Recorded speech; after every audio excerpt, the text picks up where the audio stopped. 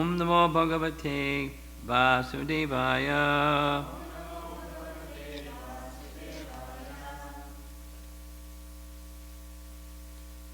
We'll discuss this morning text 36, Canto 3, Chapter 24.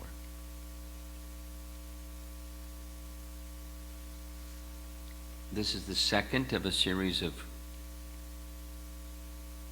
words spoken by Lord Kapila Dev to Kardama Muni.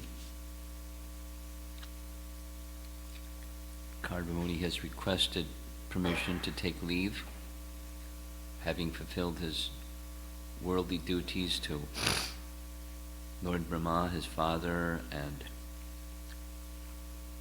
to Swayambhuva Manu, his father-in-law, and so forth.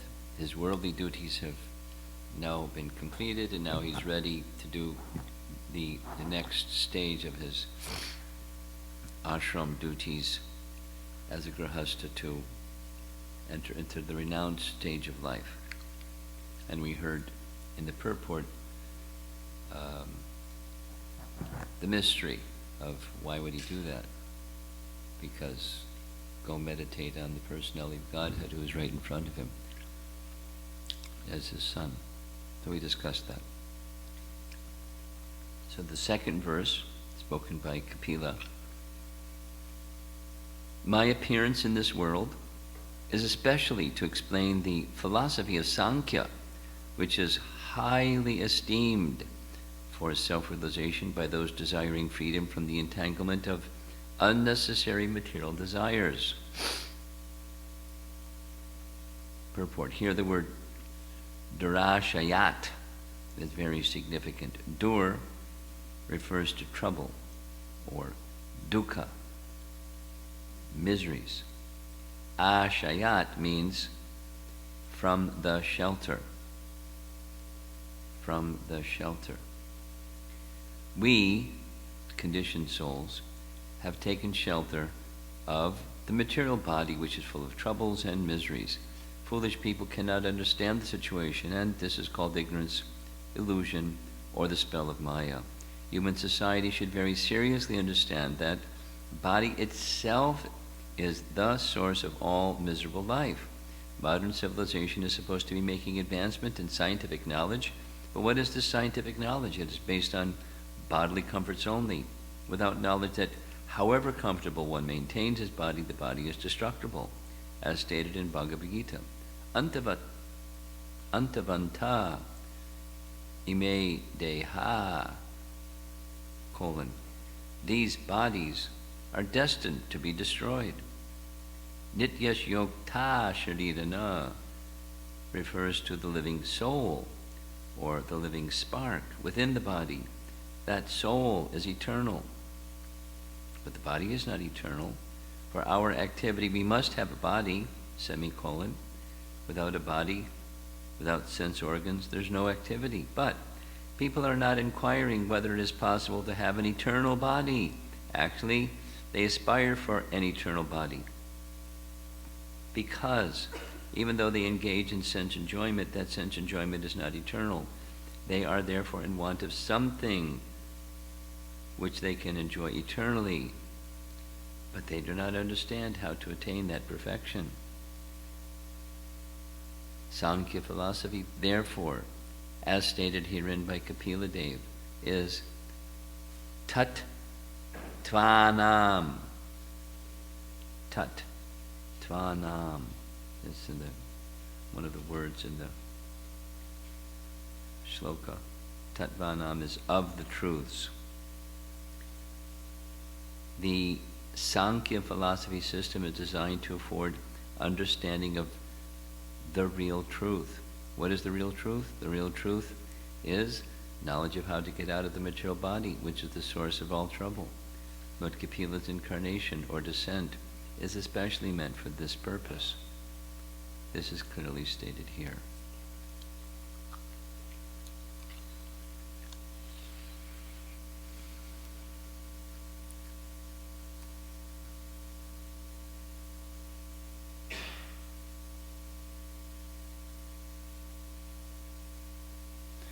when we hear the name Lord Kapila or Kapila Dev, immediately in the radar screen appears Sankya philosophy.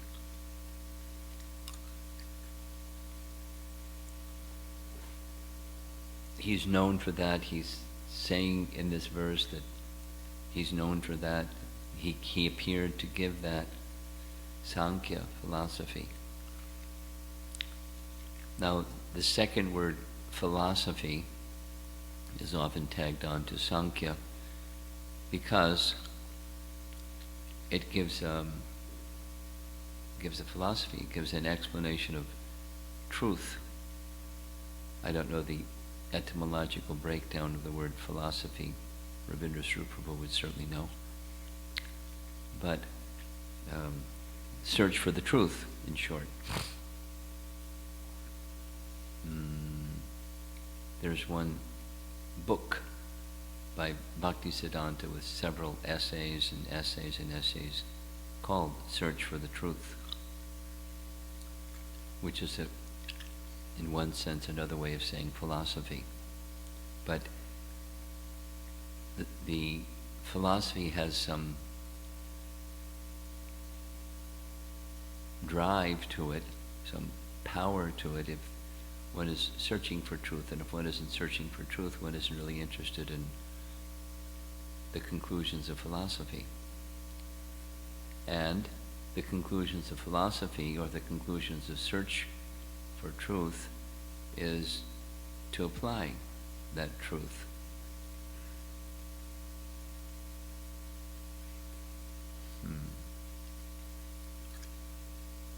Without application, truth has no practical effect. In any sense of the term, it doesn't lead to detachment. Jnana, in the Vedic terminology, jnana is immediately connected to vairagya, jnana vairagya. With knowledge comes detachment. But knowledge that isn't applied doesn't lead to detachment. It's just information. It's like a machine. Your computer may have information stored in it, but where's the detachment? Or similarly, a living entity that in their binary processor, the mind, there may be some knowledge stored there, but if it's not applied, there's no semblance of detachment. For example, just in our Vedic lore, Dhritarashtra, he was advised multiple times by multiple elevated persons, and Vidura and Akrura and others, and he agreed with what they said, but I can't follow it. He had knowledge. He knew what's what, but he couldn't follow it because he was attached. He was attached to a notion, an aspiration that he should be king. And if I can't be king, then my sons should be king. And he couldn't let go of it. And so he became a compromised fool. And other nice examples. Other nice examples. Someone that has knowledge but can't act on it. Dhruva said the same thing to Narada Muni. What you say is true. I don't deny what you say is true, but I can't follow it. Because I'm Kshatriya by spirit, although I'm a little boy, and I have this get back mentality. I can't let go. Those are persons who are honest enough to know that they are attached, even they have knowledge. The same can easily be said about any one of us that have the opportunity of reading Prabhupada's books or hearing the message of Krishna consciousness from others, without applying it, we're not going to find detachment, we're going to find frustration. Oh, I know so much and I'm not doing it. I'm not applying it. I'm stuck. Whoa, whoa, whoa. Lamenting.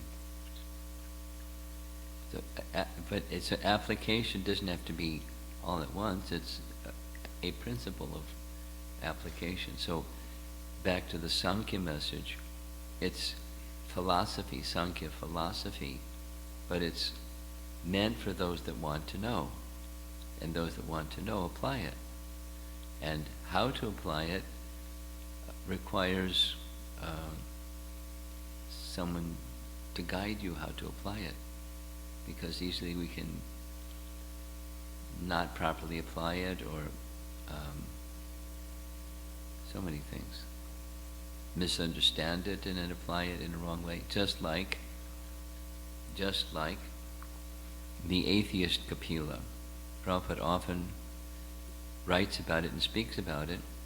A modern fellow, I don't know exactly when, but not in Satya Yuga, but a modern fellow is named or addressed by Srila Prabhupada as the atheist Kapila. So the atheist Kapila, this modern fellow, he also taught Sankya. And the background of that Sankya is atheism. There's no personality of Godhead. It's just the laws of material nature and how the material nature interacts with other pieces of material nature. And it's loved by impersonalists. It's loved by modern scientists. They love it because it fits their paradigm. And the paradigm is all there is matter, and the laws that govern matter, and there's nothing else. Mechanistic science. There's nothing else. You don't need God. Everything can be explained by the laws governing matter. Everything that happens. We may not know the post-data check. We may not know the details, but that's a fundamental assumption. All there is matter, and the laws that govern matter. That's primordial. You say God, we say God is matter, and the laws that govern matter. That's what's primordial. And everything comes from that. Don't ask where matter comes from. That's God. We don't ask you, where does God come from? Your answer is, He's the source of everything. Our answer is, matter, the laws that govern matter is the source of everything. Period. Or exclamation point. That's it. Nothing else. So such people, they really like Sankya because it gives them clues as to the cause and effect of everything. And everything is a manifestation of matter according to the laws governing matter. And there's nothing else.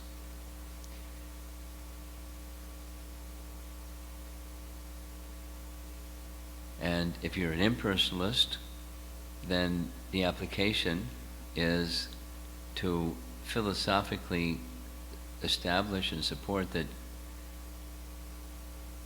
either you're God or you're nothing, or you're just a product of matter and behind that is nothing, or behind that is Brahman. Depends.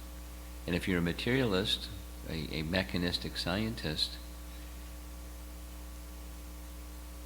life is meaningless, kind of like existentialism. Life is meaningless. All there is matter and the laws governing matter, and there's no morality.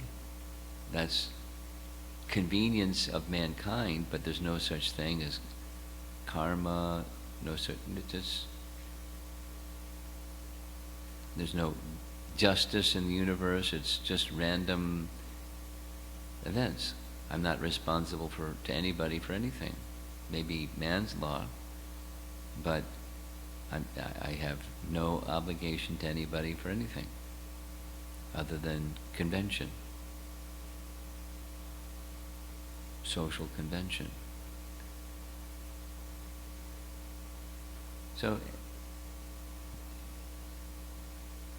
supporting their idea that I'm victorious. I dismissed God because, in fact, he doesn't exist. All there is matter and the laws governing matter. So, atheistic materialists, they like Sankya, particularly scientists, and impersonalists, they like it. But the application, back to the message, the Sankya philosophy is meant to be applied. And as we, this is chapter 24, and in chapter 26, Kapila Dev details Sankya philosophy, an astounding summary. And then you can go deeper and deeper, but it's even that much is astounding. And at the end of chapter 26, he very quickly says, and all of this is to help us understand that we belong to the category of spirit, not matter, similar to what Prabhupada is doing here, the spark of life or the soul, that's who we are. And from that position, meditate on the Supreme Soul. So from philosophy comes meditation, and then from that meditation comes, then engage in devotional service to that Supreme Soul. Like boom, boom. But the whole purpose of the philosophy is to directionally teach us who we are and detach us from who we aren't. Through searching for truth. So back to the purport. Prabhupada refers to two terms or words within the purport, Tattvanam. So tattva is truth. Tattvanam is a system for understanding truth, or the real truth. And the real truth, starting with the self, is we belong to the category of spirit. And then a further understanding of truth is there's a supreme spirit from which matter and spirit come. And we're meant to meditate on, engage ourselves and connect ourselves through the yoga system with the supreme truth. And engage in loving service. That's the message of the Tattvanam. So Kapila has come to teach that. The Sankya philosophy is yoga, connecting with the Supreme, knowing clearly who we are, who the Supreme is, engaging the mind in Him, Manmana, and Bhavamad Bhakto. That's the application of Sankya philosophy, or search for truth. And the other term that's mentioned in the purport right at the beginning is Durashayat. So Prabhupada breaks it down. Dur means hard or difficult, troublesome. Dukkha, misery, similar root. Dur or dukkha, miserable. And ashayat, from the shelter. So Durashayat, from unnecessary material desires. Asha means desire. Durashayat, delivery from unnecessary material desire, because unnecessary, there's necessary, and there's unnecessary material desire. So proper desire is desire in relation to the personality of Godhead. So let's just say, maintaining the body. There's a proper application of that desire so that we can serve Krishna. So the instrument of service, the body and the senses and so forth, can be fit for service to Krishna, for that purpose, for service to Krishna purpose. And that's not this durasha, or bad desire, miserable desire. But if that service to Krishna is missing or weak, then it's the cause of misery. Same body, same soul, same set of senses, same sense objects, same activity. One is the source of misery, the other is a source of freedom. So materialists go, oh, you people are silly. And devotees say, you're foolish. Because you don't tatvanam, you're not searching for truth, who am I, and acting accordingly, applying that knowledge. But when one searches for the truth and does have that knowledge and acts accordingly, then the consciousness behind our activity is appropriate for service to Krishna. Just like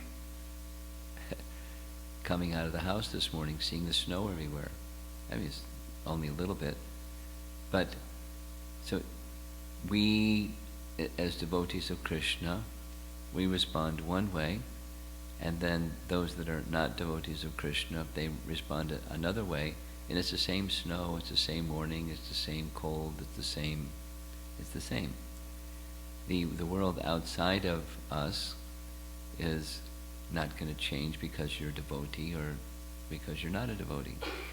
But how you interact with the world around you, the consciousness that you carry, how you see, how you feel, how you act, how you interact with others, their social dealings, etc., etc., etc.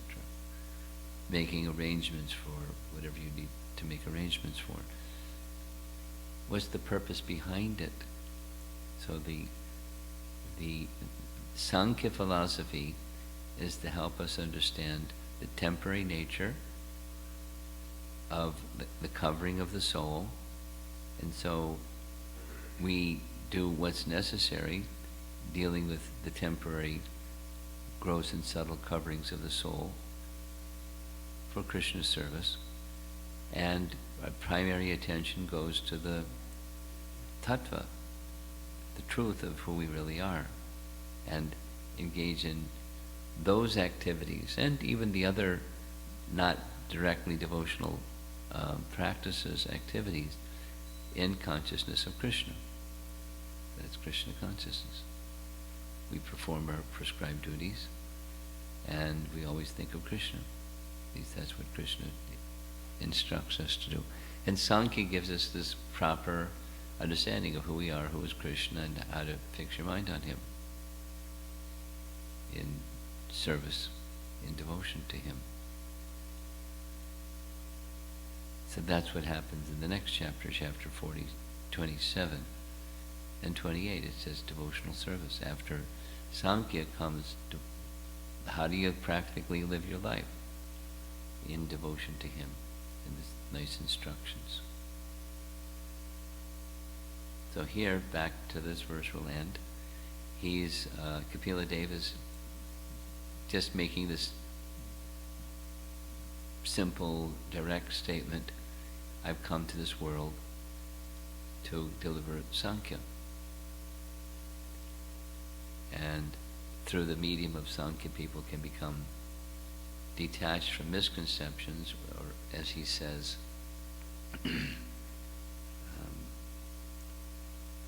troubles, miseries, illusion, ignorance, the spell of Maya.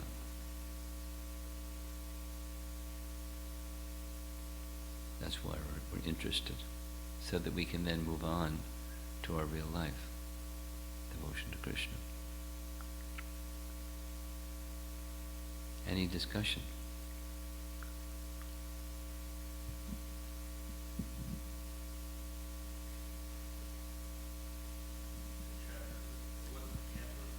Canto 3, Chapter 24, Text 36.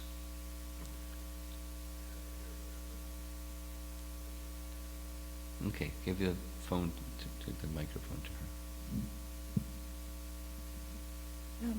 Guru Maharaj, I have a question about applying teachings. About applying? Application, applying and like in continuation to yesterday's, also contemplating and applying the teachings. I find myself that whenever there is some trouble or some kind of emotional challenge stuff, downtime, I take something and apply, but then it sticks to my heart. I'm applying, but what happens, I find myself is that there is this desire to just okay, I want to be settled like this. When the misery or when the trouble goes away, the application, the intensity or mood of application is not very eager, and I find myself that what am I practicing? I kind of just question myself, am I practicing devotional service, or I'm just wanting to settling down of these kind of things. So I think I don't know how to contemplate and apply. I feel like. Well, what you're describing is unsteady bhakti, anishtita bhakti. It's standard.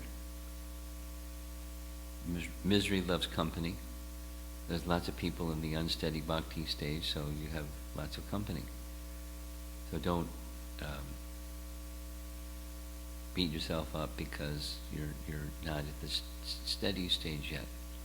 It's at the stage that you need to pass through. So that's one part. But your question is how to become steady, how to keep the application going through thick and thin. The up and the down, and the various circumstances of life. Besides the conflict situations and the non-conflict situations, like the question last night about when challenges come, I don't feelingly call out for Krishna because I'm feeling so much distressed by the circumstance. So application, in our language today is application. Yesterday was calling out feelingly, but that's also an application. There's many things that can be said, and here's a couple of them. One of them is practice, abhyasa, and then another is, so that's a behavior, anushilana. We practice according to the standards given to us by great souls. We're not great souls, but they give us the standard of how to apply ourselves. Prahlad is a perfect example because he's portraying himself as one of us, and his struggles being a conditioned soul. He's not a conditioned soul, but he's portraying himself that way. So we can understand from great souls how to apply ourselves. And then we cultivate. Anushilana. Bhakti, Prabhupada writes in Nectar of Devotion, bhakti is a sort of cultivation. So we just, abhyasa, we practice. We practice not only the behavior, but the consciousness of for whom are we doing this practice. And we're unsteady, and sometimes it's stronger and sometimes it's weaker, and the circumstances change and sometimes stronger. So we're unsteady. So we just continue to practice. And the important application-wise, the important addition is we practice with the deliberation upon Krishna, that Krishna should be pleased by this practice, not just practice to get it down.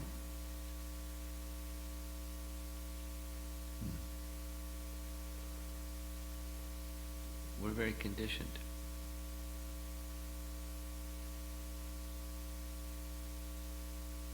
We just keep doing things again and again. We're conditioned.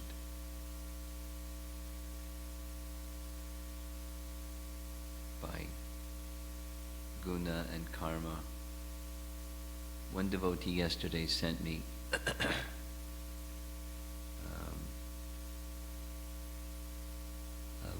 short video, a YouTube thing. One, I guess, professor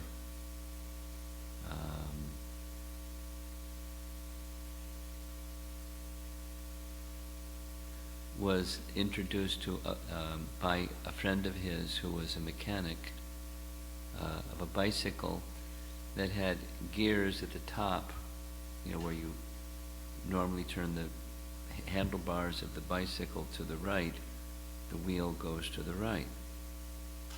And when you turn the handlebars to the left, the wheel goes to the left. It took a while when we were kids to learn to ride a bike, but after some time we got it down. So his mechanic friend put a set of gears such that when you turn the handlebars to the right, the wheel goes to the left. And you turn the handlebars to the left, and the wheel goes to the right. And long story short, it took him 8 months to learn how to, it was like determined as an experiment, to learn how to relearn how to ride a bike, and that works backwards.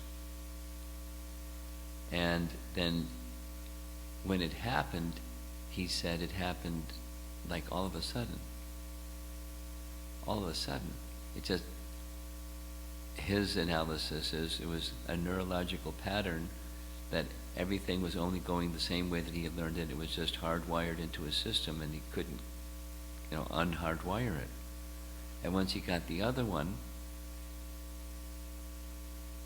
from that moment on, the neurological path, or whatever it is, he was able to ride this other bicycle. And then he had other people try it, and as a professor speaking on stage and offering people $200, just ride 10 feet with this, backwards bicycle, and they can't do it.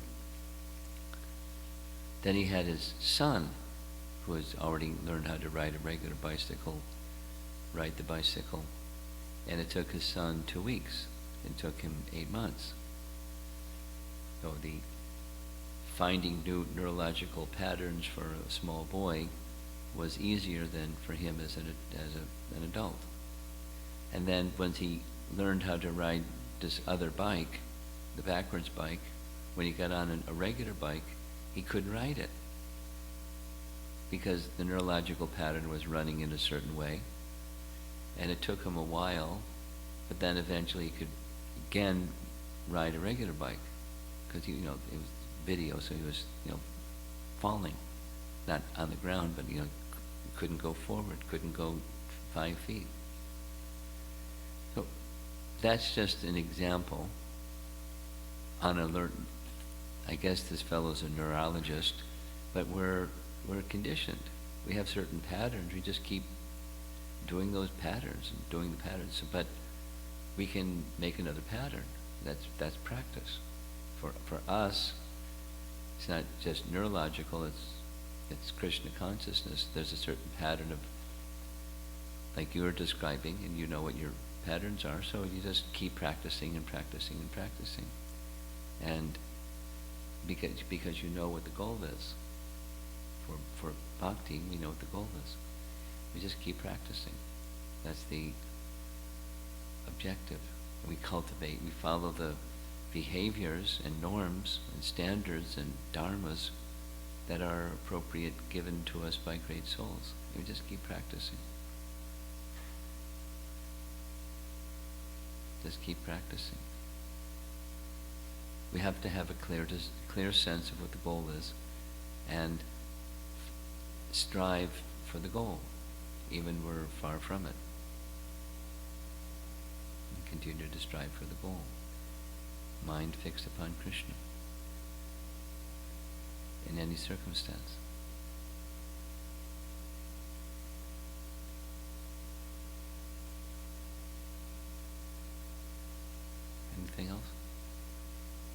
Yeah. Hare Krishna Maharaj. I have a question from yesterday's class about humility. About which? Humility. Humility. Um, in the general world outside, if we see that people give respect based on someone's skills, achievements, and whereas it's quite contrasting in Krishna consciousness life, where people are humble and they're simple. So it is, and they don't express their achievements or skills, rather they show it in their actions. So for me, I see that it's sometimes I don't have proper regard for... You don't have which? Proper regard for devotees because I don't know much about them, or because they're humble and simple. So I just feel like this is some obstacle for me, not knowing or having proper regard because of the humility and the simplicity of the devotees. Okay. I feel it's an obstacle for Okay. me. How can I overcome? Oh, what's the question? How can I overcome that? Have proper regard. Cultivate. Read the scripture, understand that's an exalted quality. The humility of that Vaishnava. Whether they have, this super ability or not. Let's say, Prabhupada's words, a street sweeper. They may not have a great ability, but if their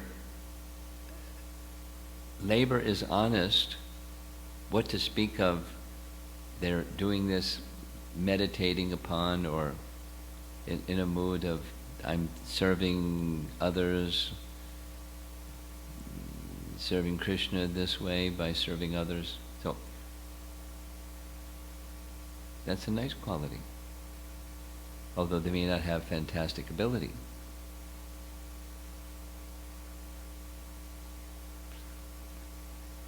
That's pleasing to Krishna. So, you just have to, the suggestion is, the response, think in terms of what's pleasing to Krishna. Not what's pleasing in the marketplace, or the office place, or the material world. What's pleasing to Krishna?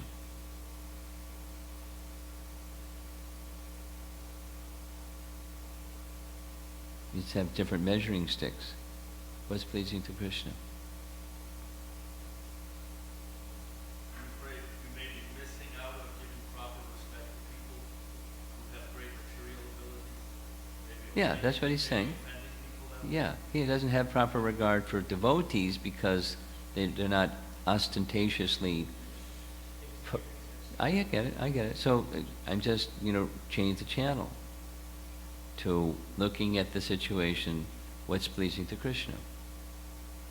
Now we heard yesterday, supposing somebody can do this, that, the other thing, and the other thing, and the other thing, that's not going to please Krishna.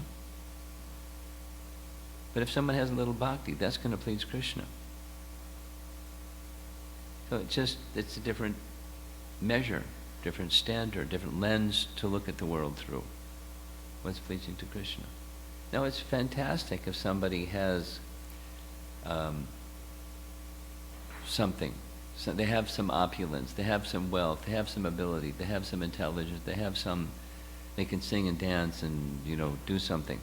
And they do it in a humble mood for Krishna. That's fantastic. How wonderful. How wonderful. Our chief example is the gopis. With love. With the highest standard of love. They're most exalted.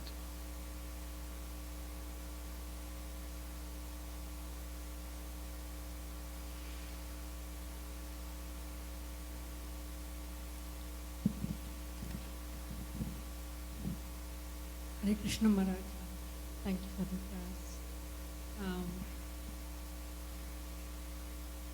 I have two questions. One is from yesterday's class.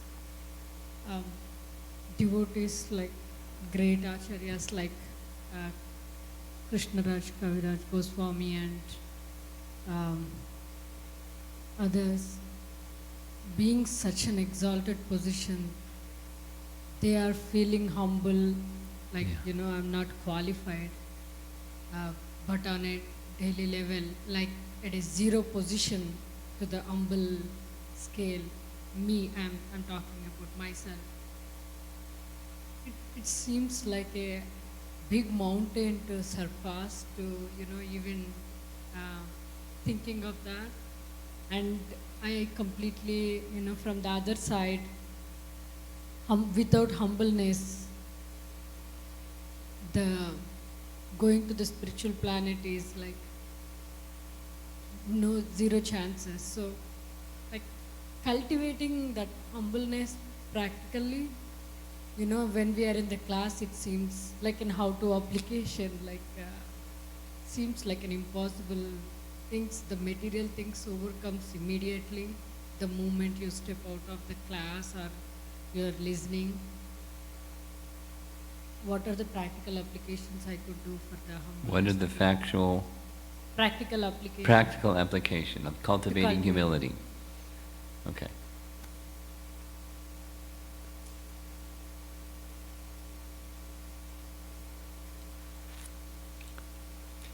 Bhaktivinoda Thakur writes about this.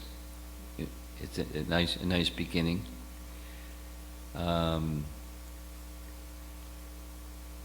Give credit if there's some ability.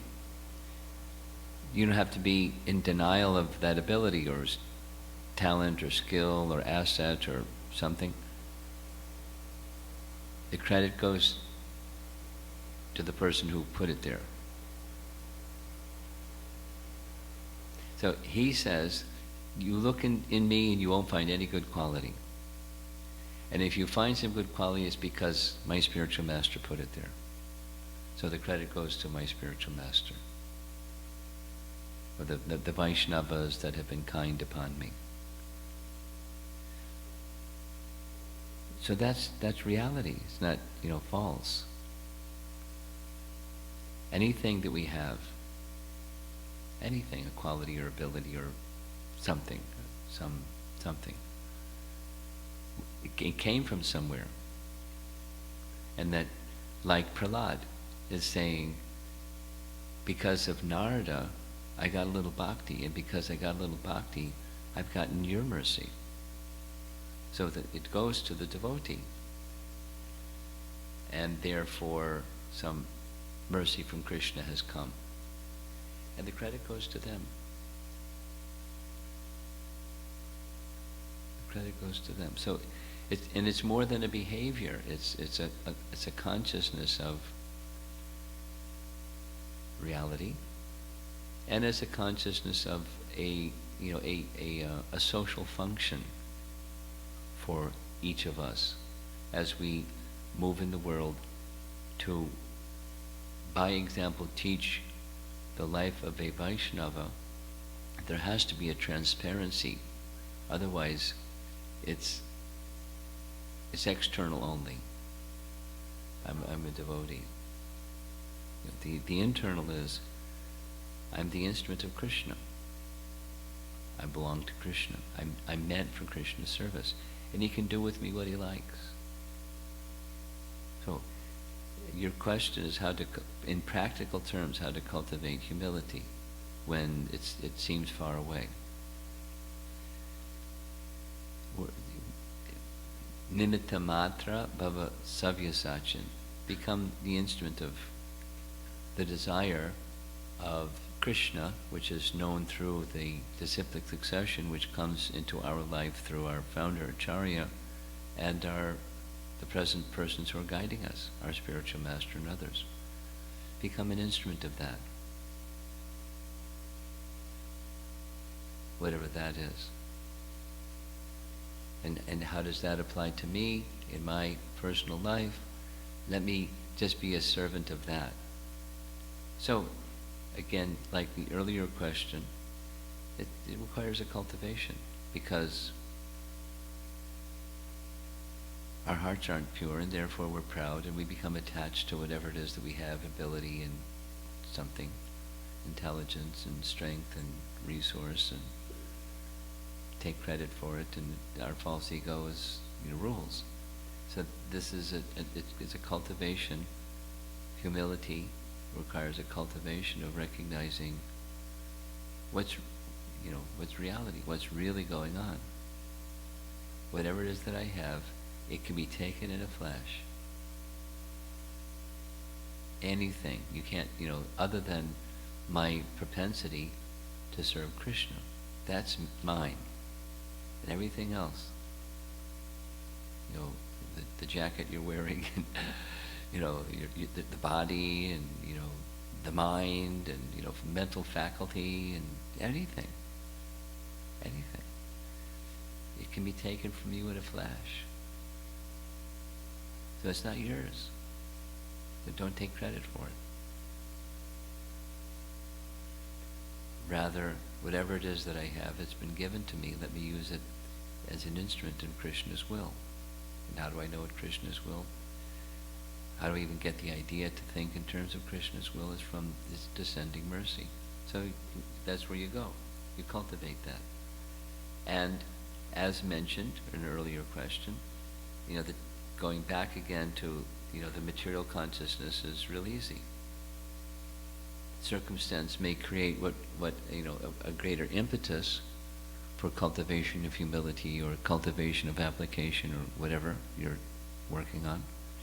And then the circumstances change, and then comes complacency, or then comes business as usual. So we become slackened. And it goes back to where it was. The false ego and material conditioning ruling our lives. So it's conscious. We have to consciously cultivate. And it starts with chanting of the holy name. Here's a good one to learn humility. Remain attentive when chanting the holy name. If one earnestly, sincerely tries to do that, maintain attentiveness with the holy name, you can't. It's very humbling. So you pay attention to something else because it's too humbling. But stay with it. I'm dependent on mercy. And that consciousness, dependent upon mercy consciousness, carries over to the other activities you do after you complete your chanting. You cultivate that and cultivate that and cultivate that, and it becomes your consciousness. That's practical.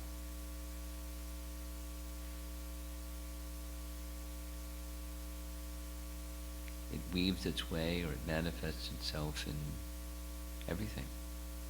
Like the sun rising in the morning. When the sun is up, it shines everywhere.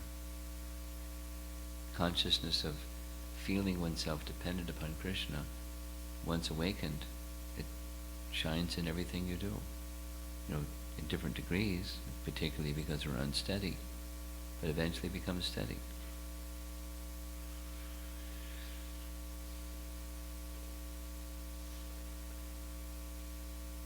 Someone else?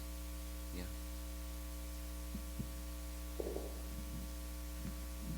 Hare Krishna Maharaj. I wanted to make two questions. You wanted to do what?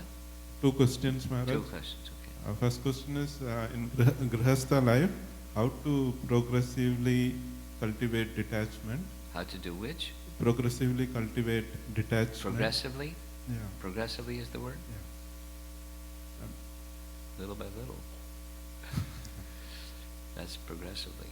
According to your capacity and sustainable effort, you work on X. And then stay with it.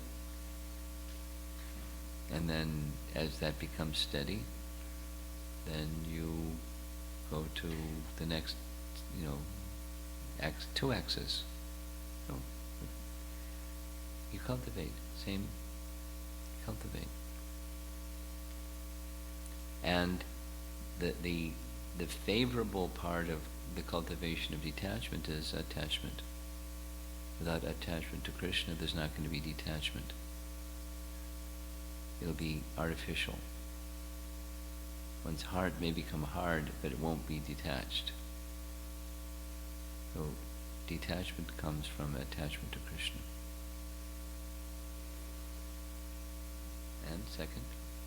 How to gauge if I'm progressing or the right way. Sometimes I feel I'm confused, like sometimes am I getting detached or am I getting attached to things? Well, you're hitting at the heart of it. Bhaktivinoda Thakur speaks to this point. It's, the positive and negative. The positive is eagerness to hear and chant, and the negative is diminishing interest in the temporary worldly distractions of life. Just less interested. And if there's not a lesser interest, then you're not progressing. Lesser interest. So then what do? That's the next question. You go back to how you're engaging in the sadhana bhakti practices.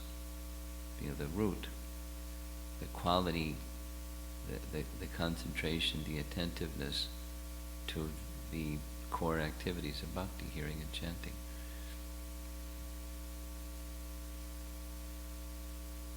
And the attachment that one has to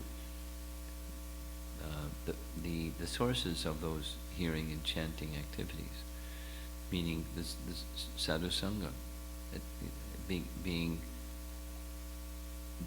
attracted to and attached to and enthusiastic for sadhu sangha, and in sadhu sangha the activities that sadhus do when they get together, hear and chant about Krishna, make offerings to Krishna, serve Krishna lovingly. Thank you.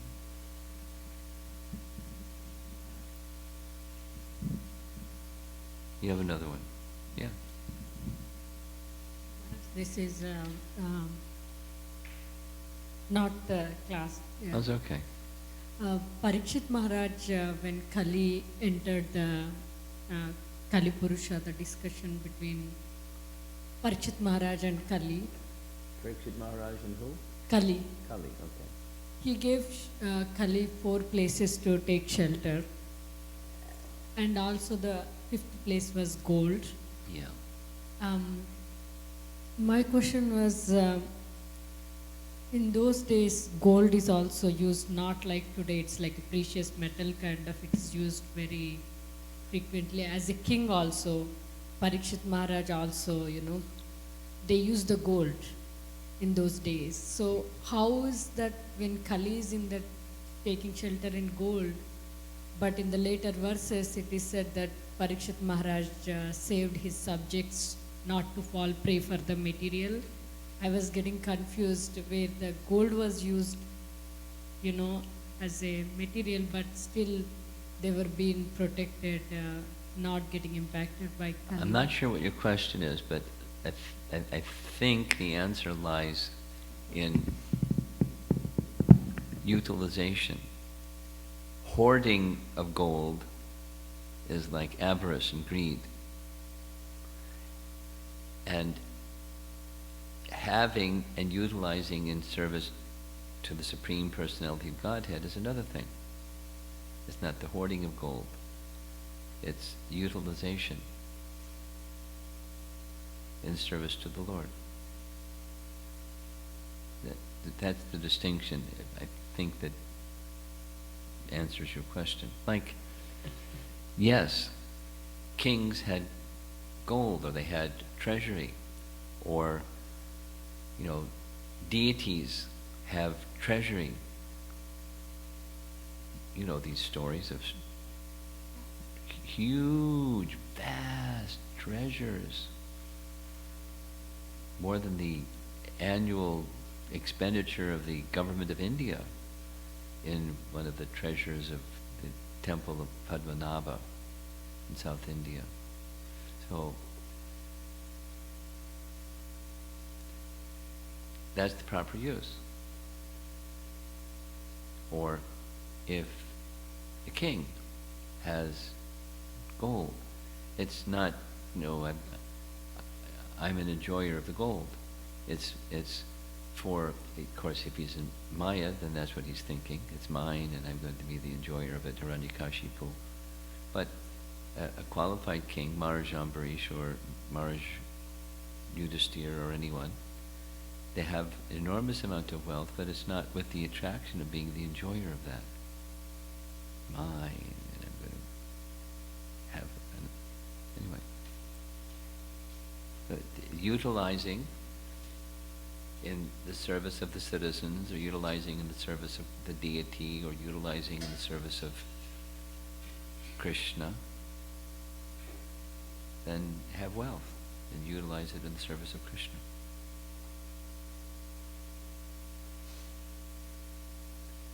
Okay, I think we'll end there. Srila Prabhupada ki jai.